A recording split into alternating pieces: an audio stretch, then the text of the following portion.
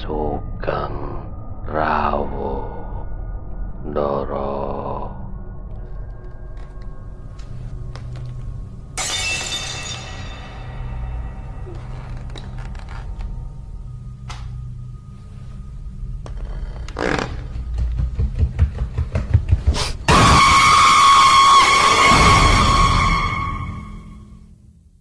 Satu Suro Activity. Assalamualaikum warahmatullahi wabarakatuh.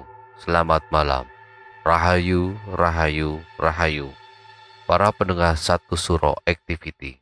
Saya Panembahan Dokter Mistik. Alas Purwo merupakan salah satu hutan purba yang sangat sakral dan wingit bagi masyarakat Jawa. Karena dipercaya di Alas Purwo ada sebuah kerajaan gaib yang luar biasa yang dihuni berbagai macam jin. Jika ada seseorang yang melakukan tindakan yang melanggar norma, maka biasanya orang yang melanggar tersebut akan mengalami sesuatu yang mengerikan. Seperti halnya kisah mistis menghilang di Alas Purwo dari Cahyo. Selamat mendengarkan.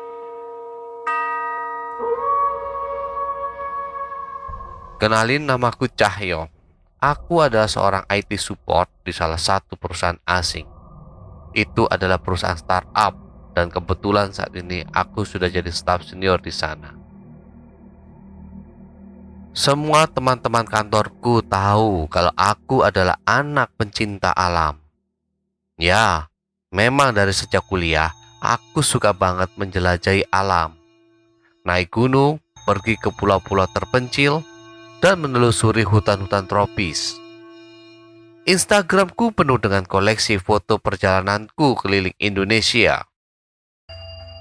Hampir semua tempat terkenal di Indonesia sudah kudatangi. Termasuk gunung-gunung yang terkenal di Pulau Jawa sudah kudaki semuanya. Bahkan ada yang pernah kudaki berkali-kali karena tak jarang aku diminta untuk menjadi guide rombongan wisata atau pendaki.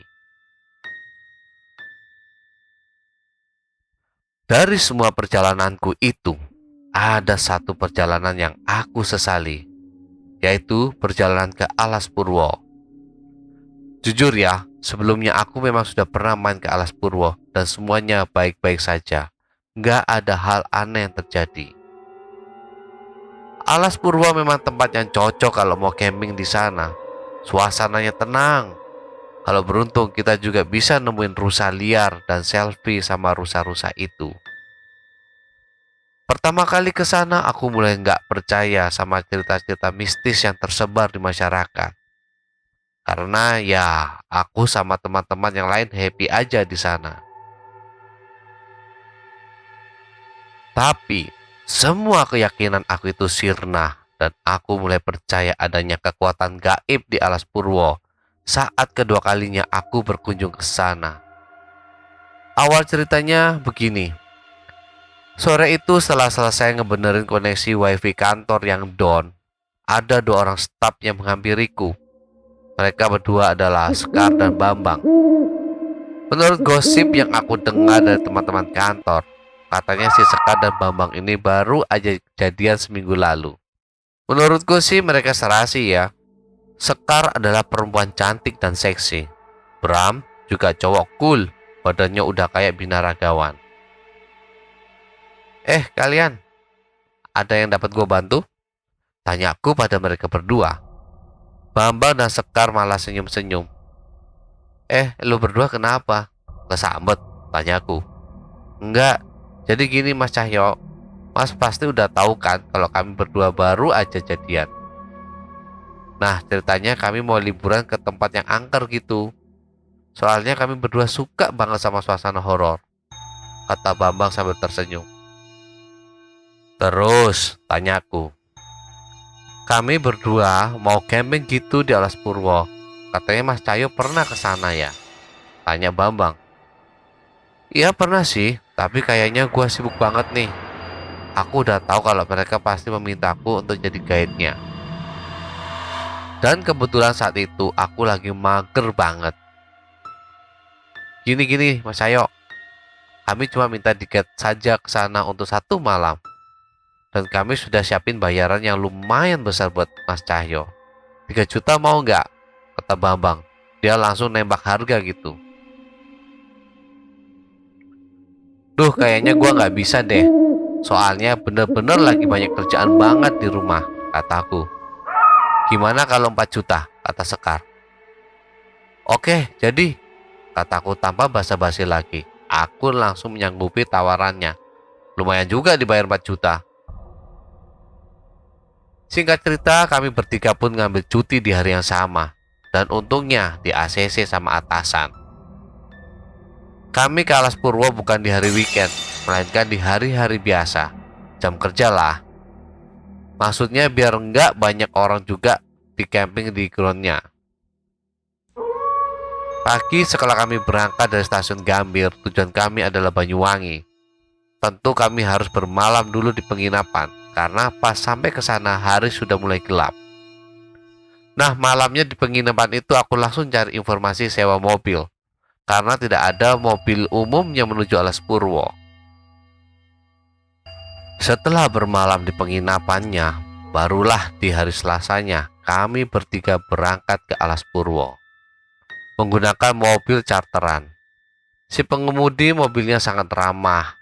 Dia berbicara dengan logat Jawa yang kental. Dia juga sempat nanya tujuan kami ke Alas Purwo mau ngapain. Aku jawab aja, mau camping.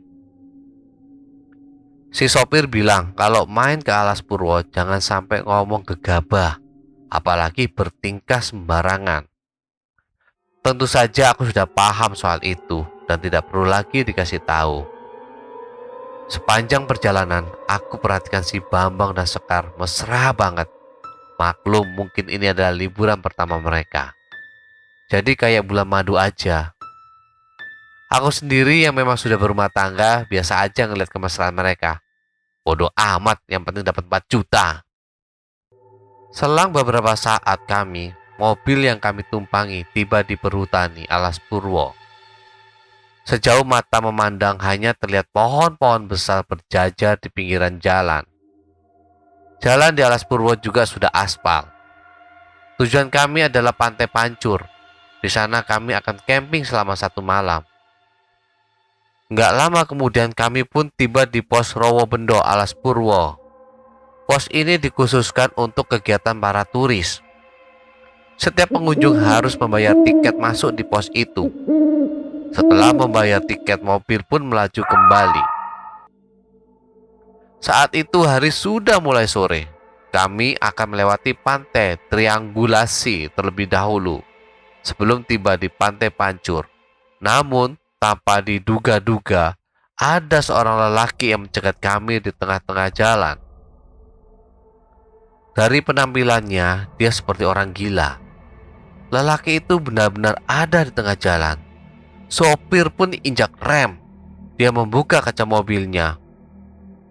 "Woi, awas jangan berdiri di tengah jalan," bentak sopir itu. Bukannya menghindar, lelaki itu malah mendekat ke arah kami.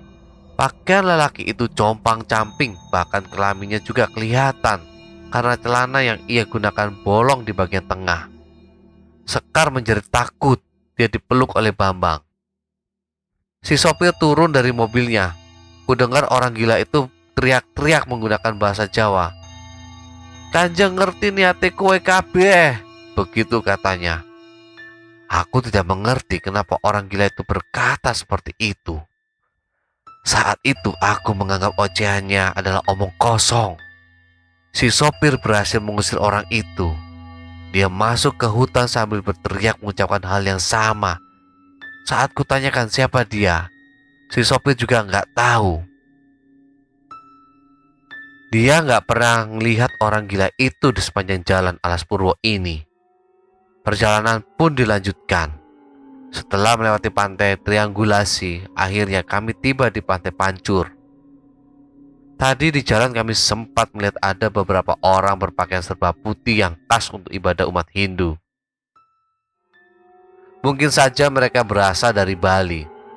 Sebelum pantai triangulasi, memang ada pura luhur Giri Salaka yang dikeramatkan oleh orang-orang Hindu dan biasanya digunakan untuk upacara keagamaan.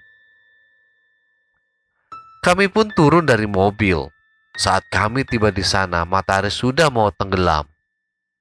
Dari sana terlihat pantai Pancur yang sedang memerah menyusul akan tenggelamnya matahari. Tanpa banyak basa-basi lagi, setelah membayar sewa mobil, Bambang dan Sekar langsung berlarian menuruni anak tangga yang kebetulan pantainya berada di bawah. Mereka berdua layaknya pasangan suami istri yang baru saja menikah. Bambang dan Sekar tampak mesra. Mereka berfoto di pantai itu, sementara aku sibuk mendirikan tenda untuk mereka. Kami bawa dua tenda. Satu tenda yang ukurannya besar untuk mereka berdua, sedangkan yang satunya lagi berukuran kecil buat aku sendiri. Tenda pun berhasil dinyalakan. Aku naik ke atas anak tangga untuk mendirikan sholat maghrib. Kebetulan di atas sana ada sebuah musola. Pas aku masuk ke dalam musola itu, kulihat musola yang tampak sepi dan hanya ada satu orang lelaki parubaya yang berpakaian seperti wali songo sedang sholat. Aku pun bermakmum pada lelaki itu. Dia langsung mengeraskan bacaan sholatnya. Selesai sholat, aku berzikir sejenak. Sementara lelaki itu juga masih berzikir. Di depanku, tak lama kemudian aku beranjak dari musola itu untuk menghampiri Bambang dan Sekar. Pas aku sampai ke pantai, ternyata Bambang sudah membuat api unggun. Entah dari mana dia mendapatkan kayu bakar kering itu. Sekar dan Bambang mengeluarkan makanan yang mereka bawa dari rumah, seperti sosis dan mie instan. Mereka juga membawa berbagai macam cemilan. Aku mengeluarkan makananku sendiri dari dalam tas berupa mie instan. Kami pun makan malam di sana. Masuk waktu Isya, aku kembali ke musola dan ternyata si lelaki yang berpakaian seperti wali songo itu masih berzikir di dalam masjid. Aku tidak berani menyapanya, takut ganggu. Akhirnya aku sholat sendiri saja. Mungkin si lelaki itu sudah sholat duluan tadi. Setelah sholat, aku pun kembali ke tenda. Malam pun semakin larut. Aku beranjak ke tenda sementara Sekar dan Bambang masuk ke tenda mereka. Aku tidak peduli apa yang mau mereka lakukan di dalam tenda itu. Bodoh amat, yang penting dapat 4 juta. Entah kenapa malam itu aku tidak bisa tidur. Padahal suasananya mendukung sekali buat tidur. Cuacanya dingin dan terdengar suara ombak. Aku pun membuka resleting tendaku dan melongokkan kepala keluar tenda. Dan tak sengaja kulihat bayangan Bambang dan Sekar sedang melakukan hubungan intim. Lampu tenda mereka masih nyala sehingga bayangannya jelas terlihat. Anjir, apa-apaan ini? Aku langsung menutup kembali pintu tendaku dan mencoba untuk memejamkan mata. Suara mereka benar-benar mengganggu. Aku mencoba untuk menutup kedua telingaku, tapi erangannya terdengar dan tak lama kemudian ku dengar mereka berdua berteriak. Pintu tenda mereka masih tertutup rapat, tapi aku tidak lagi melihat bayangan mereka. Buru-buru kubuka pintu tenda itu dan ternyata mereka menghilang. Baju dan pakaian dalam mereka masih tergeletak di sana. Aku panik, lalu berteriak memanggil nama mereka. Ku ambil senter dari dalam tenda, lalu ku sorotkan ke pasir. Di sana ada jejak kaki. Aku yakin itu jejak kakinya Bambang dan Sekar.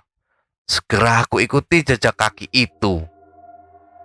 Ternyata mengarah ke anak tangga, dan di anak tangga kulihat ada kembang melati yang berserakan. Aku yakin ini adalah sebuah petunjuk. Dengan memberanikan diriku ikuti taburan kembang melati itu. Semakin kuikuti, semakin aku masuk ke dalam hutan alas purwo. Para pendengar, itulah tadi kisah menghilang di alas purwo bagian pertama. Bagaimanakah nasib Bambang dan Sekar? Apakah Cahyo dapat menemukan kedua temannya itu? Nantikan episode selanjutnya minggu depan di Satu Suro Activity. Para sahabat Satu Suro Activity, tinggalkan catatan doa kalian di kolom komentar. Like, subscribe, dan bunyikan lonceng keramatnya. Para sahabat Satu Suro Activity, tetaplah iling lan waspodo. Assalamualaikum warahmatullahi wabarakatuh. Salam, salam, salam. Rahayu, rahayu, rahayu.